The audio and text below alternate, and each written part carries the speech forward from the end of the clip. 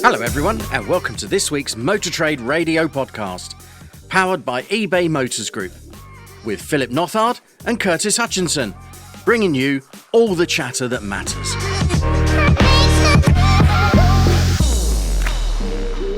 So, Phil, are you feeling the heat today? It's a late summer, isn't it? It is, yeah. I really do feel for anyone out on showroom forecourts today. You're probably better off inside in the air conditioning, but that's a hot one, isn't it? Do you think the supermarkets have got their shelves planned? Do you think, because they obviously try and match seasonality, don't they? Where they turn mincemeat into burgers, or kind of trying to work it all out as to what people are going to be shopping for the weekend. But yes, I suspect prominent displays for lager.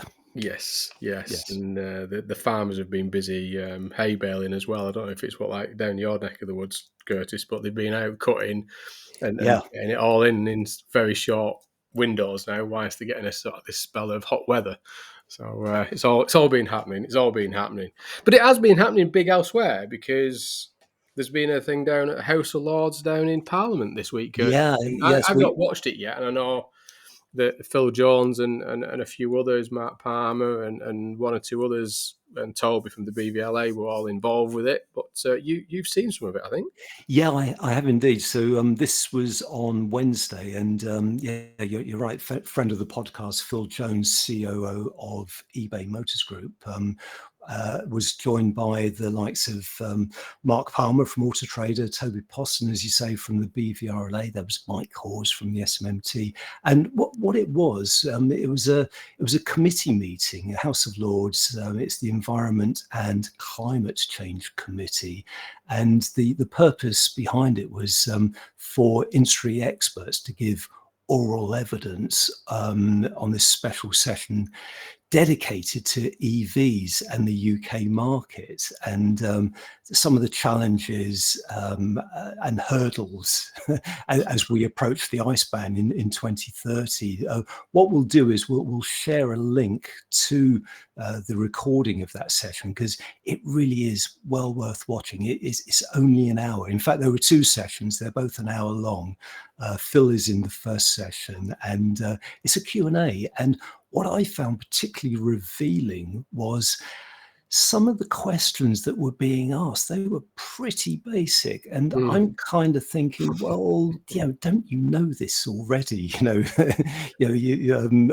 As part of the legislative of the country, you should really be on top of what's happening. This new legislation that's coming in. Some of the questions are very good and quite probing. It's all very friendly. No one's being interrogated, but it really is an eye opener. You wonder if the time spent on doing some of the more basic of questioning and answering that could have been used on more probing, more relevant insight than just actually trying to understand what's happening with the EV market in its basic form. It's good. There's movements in there, which is the good thing. Yes, yeah, and I must say, each of the experts was able to turn even the most basic question into an informative answer, and it'd be interesting to see what comes out of this. And of course, as we were saying on the podcast a couple of weeks ago, this kind of session should have been taking place several years ago. But but it didn't. Better than never, I suppose. Yeah, they at least they're starting to do something now and start to understand some of the challenges and complexities of this transition that the sector faces. But so we'll put a link to that in the newsletter that'll be circulated on Monday morning, if I get my dates and timing right for that one, Curtis. I think I shared it on a Sunday the other week, but it'll be in your inbox and feed on Monday morning as normal. We'll put the link to that recording. Don't worry, Phil. If it's not, I'll give you a nudge. I'm sure you will, Curtis. I'm sure you will. Motor Trade Radio podcast, powered by eBay Motors Group. So headlines this week: SMMT reports new car and van registration rises in August. We report on this week's takeover frenzy with updates on Lookers being snapped up by Canada's Auto Holdings. US-based Lithia makes its second acquisition after debuting in the UK with Jardine. There's also acquisitions for Peter Vardy and Marshall. The next story is I'm looking forward to talking about this one, Phil. So Volkswagen to ditch both its ID and SEAT brand names. Now, who would have thought that?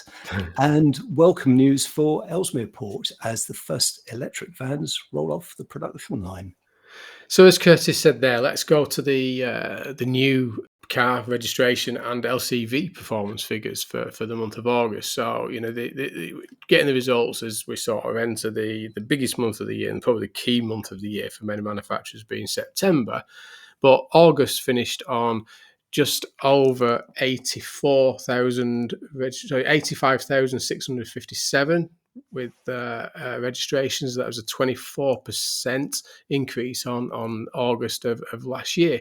Now, obviously, I mean, in terms of percentages, very deceiving because it is for the UK, a very low volume month, isn't it, Curtis? But again, sort of shows the mark of recovery and the appetite from the OEMs again going into that fleet and lease sector. Yeah, definitely. So the increase was very much fueled by the large fleet sector again, and we do say this most months now. So that was actually up 58% year on year to just shy of 52,000 units, while business registrations were up 39% to 1,600 units. But the retail sector actually softened. It was down 8.1% in August. Now, that could well be because of the September plate change. Consumers, retail buyers, possibly a bit reluctant to buy a car in August when they can get the shiny new plate in September. If that's still a thing, I'm assuming it is. Yeah, it is. Yeah. It certainly was back in the day, wasn't it? It was, yeah. But I think you clearly putting the month of August to one side in isolation. But if you look at the year to date figures, fleet is up 42.6%. Up to 623,000. Business is up 22.8%, up to just over 28,000. But retail or the private sector is only up 0.9% at sort of 527,000. So you can see there that, particularly in the second quarter of the year, that private sector has really started to flatten. Now those order banks have been filled. And the consumer has started to soften, and the OEMs have moved to that business and fleet sector now, as I said earlier. So key is going to be September as to what happens and what the order banks look like going into September, particularly in that private car sector. But there has been a bit of activity around the fuel types, hasn't there?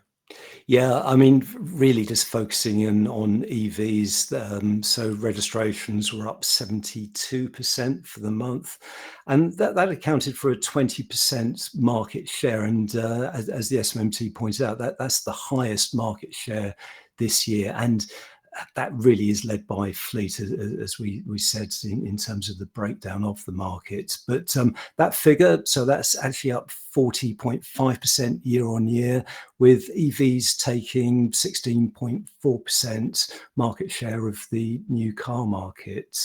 And I was interested by AM's coverage because they went out with the headline, August new car market shows Tesla outsold Peugeot, Nissan, and Mercedes. So it really is shining a light on EVs because Tesla, obviously a pure EV brand, but it is now outperforming some of the more established brands. Overall, Volkswagen was the biggest seller of the month, and it actually outsold Tesla by a rate of 2-to-1 cars, just to give that a bit of perspective.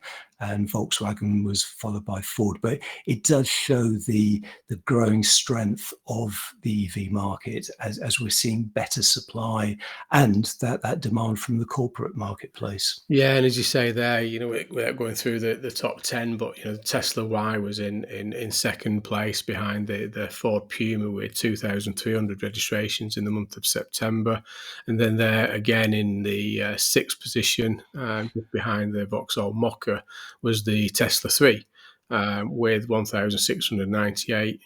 registrations. It's interesting now with the Tesla 3 because they've just launched the new Tesla 3. Yes. That goes on sale in Europe in October. They haven't confirmed a date yet fully for the UK market, but it is a facelift with better styling, choice of colours, new wheels, and some new tech on the car. And interestingly, Curtis, no indicator stalks. Oh, really? Your indicators are on the actual steering wheel. Yeah. So yeah, they might take a little bit of getting used to that one for some people. Yeah, But definitely. yeah, but interesting, it's coming into the market at the same price as the outgoing Tesla 3 as well at €42,000. They've announced as well. So got a bit of a game changer in that marketplace now as we move through time. Yeah, and I'm sure I read or heard something about they've improved the sound quality because that Yes. was one of the problems of the Model 3. There was a lot of road noise and wind noise, so they've addressed that. Presumably, they've done something with the glass. They have, yeah, they have. And just before we move on to vans, just a little bit of insight in terms of what's happening across Europe. Germany had a very big month. Now, obviously, they don't have the plate changes at the times like we do in the UK, but they finished on just over 273,000 registrations, up 37.3%. Italy, not quite as strong at just over 79,000 there, with 79,800, just up 12% year on year. Spain, lower than us at 56,000, up 7.8%, and France 113,600, up 24.3%. So similar picture to a degree to the UK, that productivity is now up, a lot of product coming into the market and really fulfilling some of those fleet and those those contract extensions that we've seen over recent years in that fleet and leasing sector. Yeah, definitely. And just having a quick look at the van market, I couldn't actually find any coverage in the media on the van market. So we're going to the SMMT press release for this story. So their release went out under the heading of UK van market continues growth in August. So the new van market was up 5% for the month to 16,303 units. And again, in what is traditionally a smaller volume month ahead of the September plate change. But it did actually mark the 8th consecutive month of growth for the van market.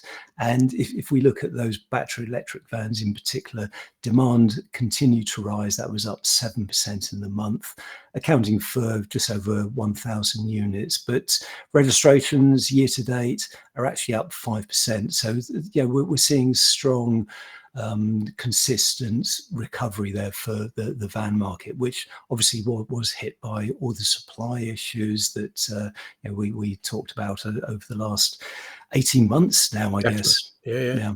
And we'll revisit the van market as we get to our last story of today, when we start talking about Ellesmere Port there.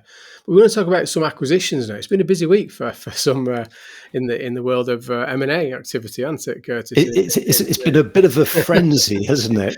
It has, yeah. So the one that isn't going away yet is the Lookers takeover by Global Auto Holdings, and this is a story that Car Dealer have covered this week. Now, obviously, they were waiting for the announcement, which I think was Tuesday of this week, that there was a meeting that was going to take place to review the offer by Global Auto Holdings at the 130 pence per share to take over Lookers.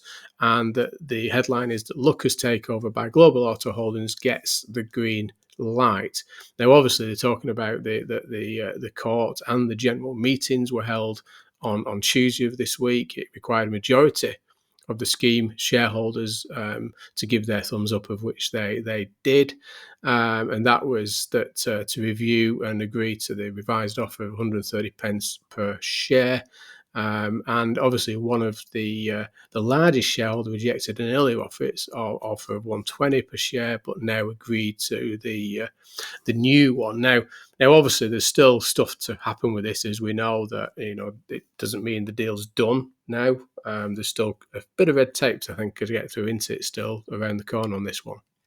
Yeah, it's a story that we've obviously been following very closely over the months, and you're right, it's still got to play out. And they make a valid point in the story that although the deal is approved, there are still some conditions to be met. But assuming no stumbling block, it's actually expected to take effect in the early parts of Q4. So when it happens, it'll happen quickly. But meanwhile, I'm sure behind the scenes there's plenty of conversations going on with OEMs to see how this will potentially play out.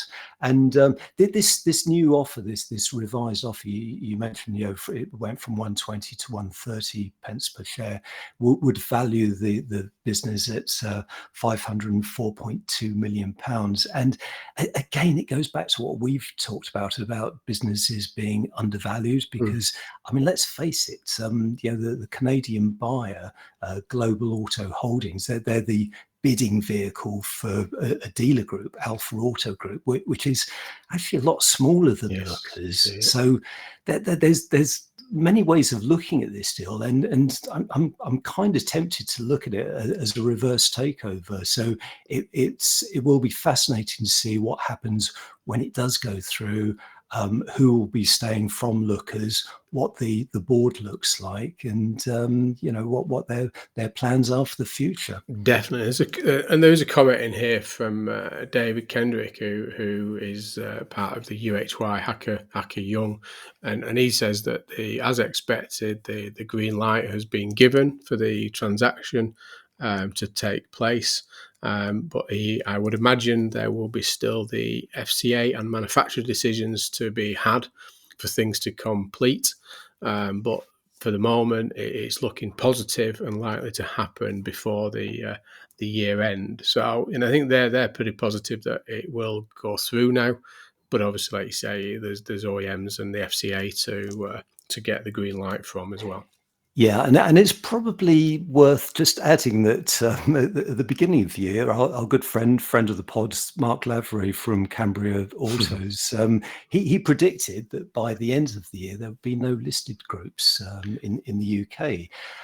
Now, as we speak, so Lookers, if the deal does go through, Lookers will obviously be delisted, which will just leave Virtue, Pendragon, Inchcape, and Caffins as the only remaining listed groups. And we've still got 3 months to play out. I could say the way this week has gone. 3 months is a very long time in absolutely. So I'm not ruling anything in or out. No, everyone's going to be rushing for the shares now, aren't they, and see what they can buy and see what's going to be there. But sticking with acquisitions and returning to motortrader.com, and this is the US dealer group Lithia swoops on Arden, BMW, and Mini dealerships. So this is a fairly swift follow-up to their recent acquisition in the UK by Lithia, and obviously they were one of the approach to Pendragon, weren't they? If you remember, they were one of the other rival bidders.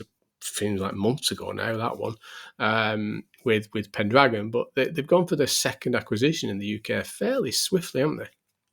They have indeed, yeah. So the Jardine acquisition was earlier this year, as you say, and that included 50 sites. So that they've already got a significant foothold in the UK, and this will increase that. And it's interesting that this follows sort of hot on the heels of Hedin buying Stephen James in pretty much the same area, southeast, and that was BMW and Mini as well. And Hedin, obviously Swedish-based, Lithia US-based. So it's the interest of overseas buyers in the UK market. We're seeing more and more of it, and we will see, I'm sure, a lot more from Lithia. Maybe we'll be keeping a close eye on other small BMW Mini groups as we maybe there is a plan there with BMW Mini that they are looking at selling to these larger businesses, and maybe it is Hedin and Lithia have been two out of others that maybe looking at sort of trying to expand in that brand in the UK. So we'll shall we do a list? We'll try and do it off air, Curtis, and see what are the smaller operators in the BMW Mini franchise that we think could particularly be next on the agenda. Yeah, we could have our own little sweepstake. Exactly. Yeah. And we spoke recently about Peter Vardy and the fact that they closed 2 of their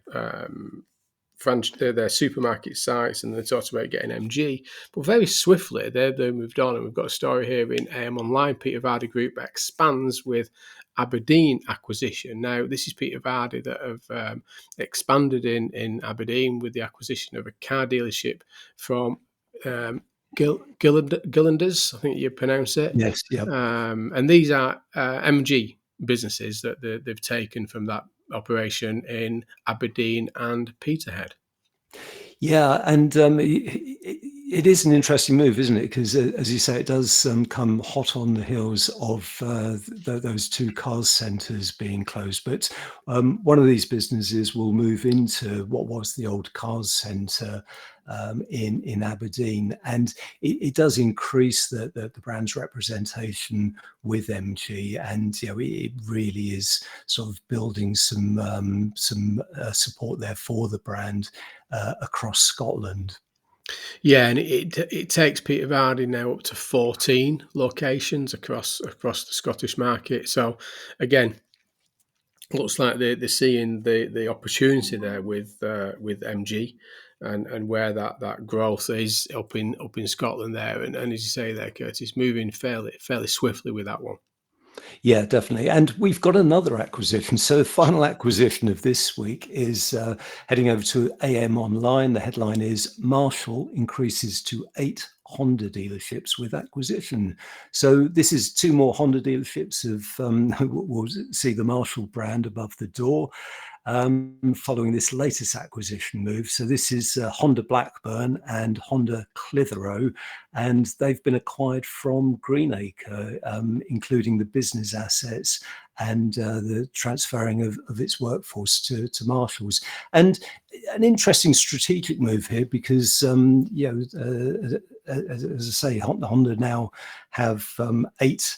Marshall's now have 8 Honda sites, and it did close one earlier this year in Scarborough, but it's obviously seeing Honda playing a key part in its strategy, future strategy, and looking to build its representation, and that probably makes it one of the bigger Honda groups in the country now. It will do, I think, if not one of the biggest, but certainly up there, and quite interesting. I think this kind of again relates back to the BMW Mini acquisition as well, doesn't it? That these are these smaller couple of sites moving into the bigger groups now to sort of giving this common theme of where the manufacturers and the OEMs are trying to consolidate with the larger groups in the main. I'm not saying that's with all manufacturers, but in the main it does seem to be following a similar line to some of the other OEMs now, sort of moving the smaller represented businesses into the larger groups. So as we move through it. Yeah, no, I think you're absolutely right. I think what we're seeing is the big groups just cherry picking what they need to achieve the scale of representation that makes more sense to their business operations. So we will be seeing lots more of these over the coming months, I'm sure. So after the break, our regular Men-Able moment will focus on mental health and well-being in the motor trade with our good friend Stephen Whitten.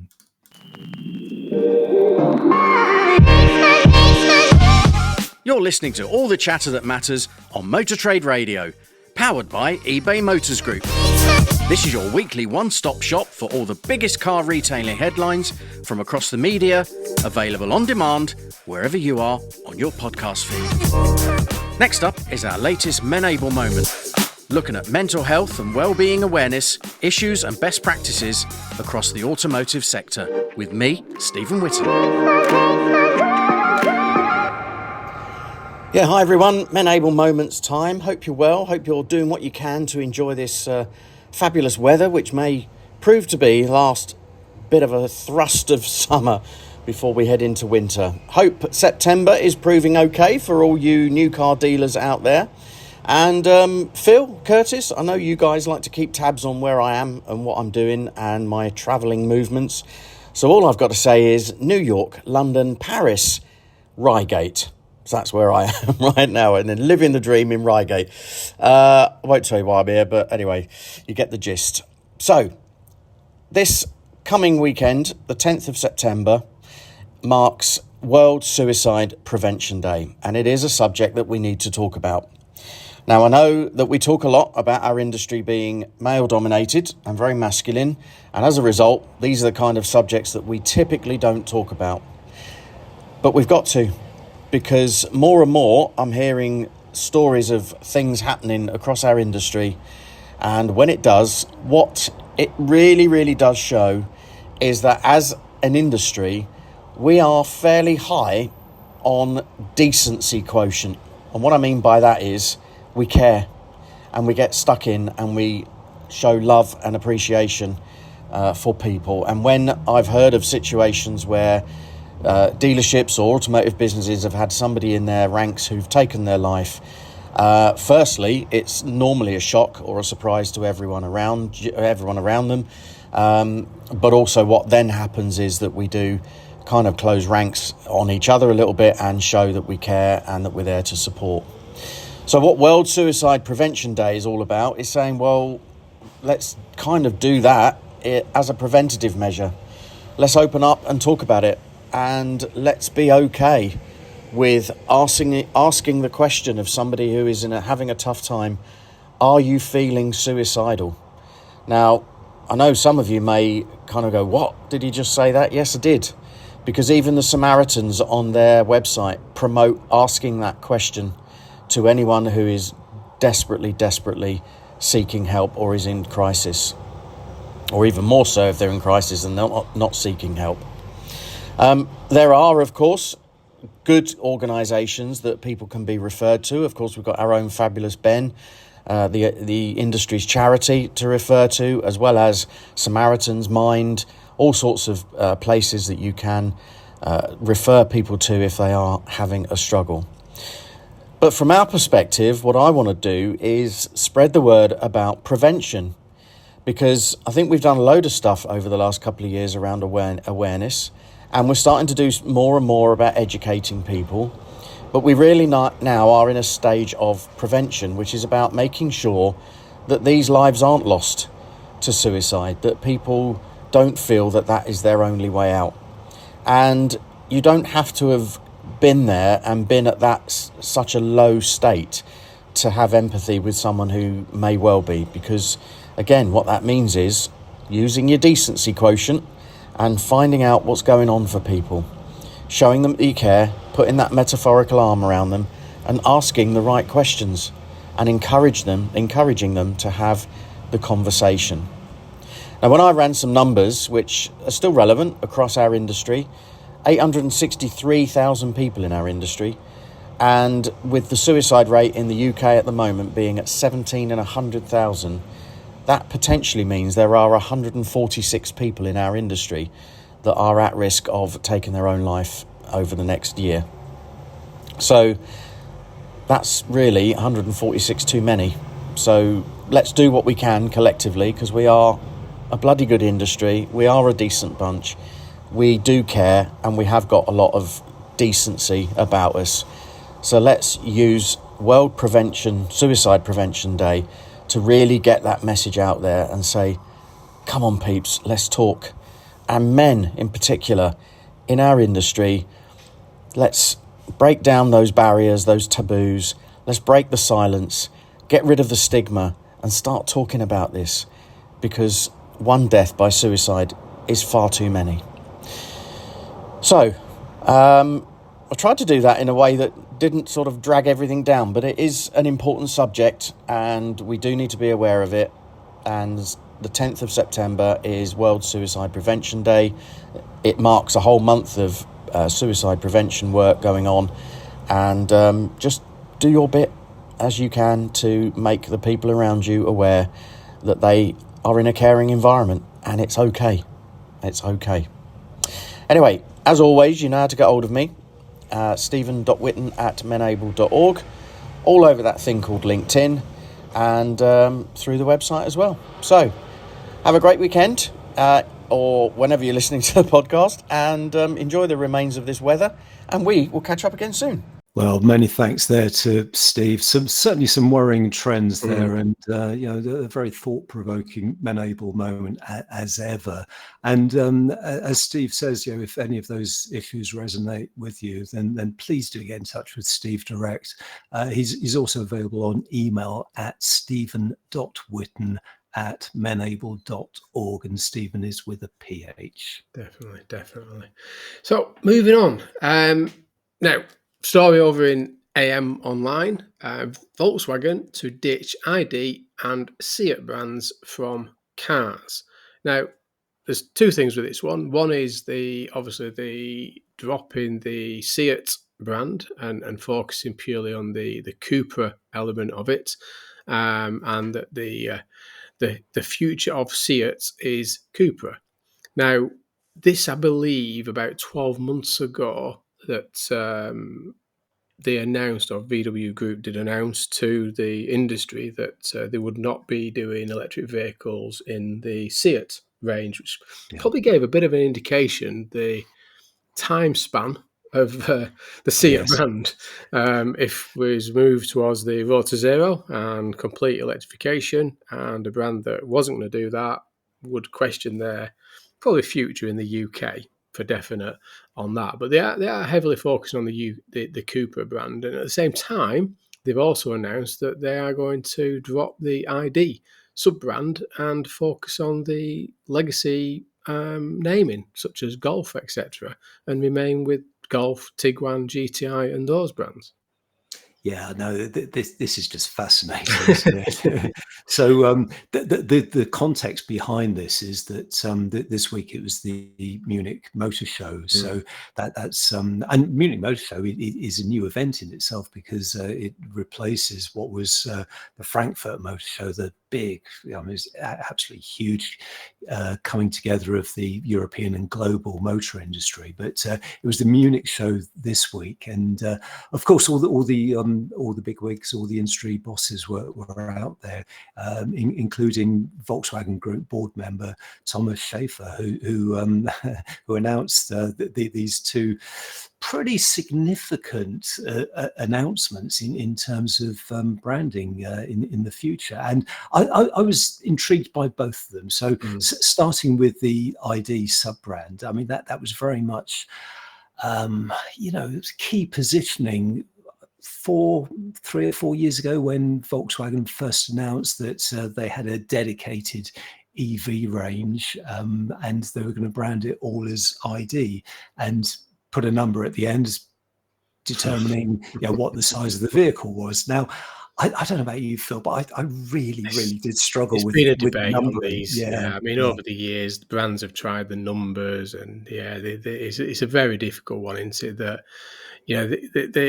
the names such as Golf and Tiguan and that kind, they're known, aren't they? So you electric Golf, you electric Tiguan, you electric, what a GTI. I don't know if you can ever get electric GTI. I don't know how that one works, but I think generally, they do all go down this avenue, and it tends not to work. And I think we were talking before the recording, and this week I've seen that Smart have announced one of their new electric vehicles, and it's called #1.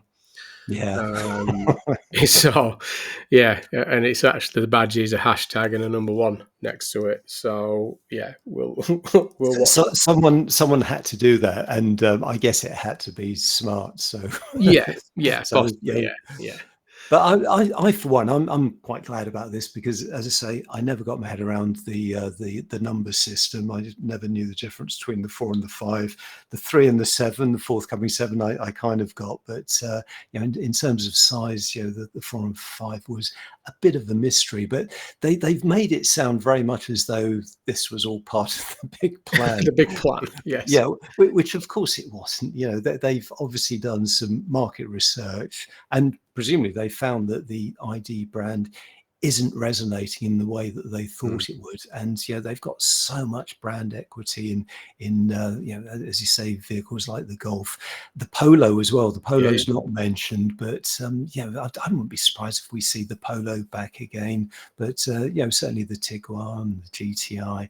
I'm quite pleased about this. It's I think it is corporate backpedaling, but I think they're doing it for the right reason now. Yeah, it does make sense, and I think the whole lineup as well with the Seat brand, particularly in the UK, with the product coming out of Spain. There, the Cupra is doing really well. They have very strong order banks. It's got a very strong brand. It makes sense in the VW group lineup of brands in terms of where it sits. And Seat, I don't think over the years has ever managed to really find its place against things like Skoda and VW and the Audi and things like this that all sit within that VW group branding. It's kind of never found its position. It's always been and I hate to say it, possibly the poor cousin of it all. It's kind of never quite made its place in the market, has it? Yeah, I think you're right. The positioning of Seat. I mean, that's another thing. How do you pronounce it, Seat or Seat? Oh, the positioning was always a bit confusing. I mean, I'm a fan of their cars. I always enjoyed the new Seats, and I did like the styling, and I thought they did a great job with the car. But the positioning was always a bit confusing, and where it sat. Between Skoda and Volkswagen, below Audi, so that does make sense. Cupra is a better name, and I think that will resonate more with buyers, certainly in the UK. But this is going to play very badly in Spain, where it is a Spanish brand with a lot of heritage. It's been part of the VW group since, I guess, the mid '80s. It's long. But it was always that people wanted to see a Cupra. That was the aspiration. You got a Seat, or I've got the Seat Cupra. It was that aspirational side of it. So they've done well with that one. So again, probably wasn't unexpected by much of the market that it didn't have a long time with them not doing EVs, and obviously that they've announced it does make a lot of sense. So just over to the final story of today is the one in Car Dealer, which is about the Ellesmere Port enters new era's first electric vans roll off the production line following £100 million investment. So this is the production of electric vehicles that started in Ellesmere Port, and that Stellantis said that the UK only dedicated EV manufacturing plant, which is down there in Ellesmere Port, and the firm has invested over £100 million in the redevelopment of the site, where the vehicles have been built for more than 60 years there. So again, a nice thing. I mean, the pictures, don't really, there's a bit different grill. Curtis. Yeah, well, they're three very similar looking fans with different grills, different badges. Yeah. I mean, this is. I mean, we used to call it badge engineering. I don't know if that's still a phrase, but badge engineering. Badge engineering. Yeah, a bit of journalist shorthand there. They are pretty much the same vans. They're rolling off the same production lines, but with different specs, different badges, different grills, and the vans are. So it's the Vauxhall Combo, the Opel Combo, the Peugeot E-Partner, Citroën E-Berlingo, and Fiat E-Doblo. So it's this, and this was the old Astra plant. For decades upon decades, this was the home of the Vauxhall and Opel Astra. So it's great that we're seeing this level of investment, this commitment by Stellantis, because Ellesmere Port it's had such a checkered history. Every 5 years or so, there was it wasn't known if they had the contract to build the next generation Astra, so there was always a bit of an infight in the GM empire as to who got the contract for Astra. But there's some long-term certainty now, and this is very welcome. I guess the only thing that needs to be sorted out now is the tariffs, because obviously if they're built in the UK and they're exported into the EU, which a lot of them will be, what's going to happen with tariffs? But that's another story for another day, I suspect. Yeah. I mean, that's starting to enter a lot of the conversations now. So yeah, we'll keep a close eye on that one as it develops. So that's it for this week. I mean, quite a few acquisitions there, and still ones to keep an eye on, and everyone will be guessing what's next in terms of the next acquisition. But I'm sure there'll be a few. We're now entering that final period of the year, which it does tend to hot up a little bit because people want to get things done before the year end, and then the end of the new year with the new ownership. So lots happening there, but we'll keep a close eye on it, and we'll try and keep you informed as best we can. Yeah, and talking about hottening up, Phil, I don't know about you, but my office is really hot now because the windows are closed, the fans off. But that's all for now. Many thanks for joining us on the Motor Trade Radio podcast. Until next week, it's goodbye from me. And it's goodbye from him.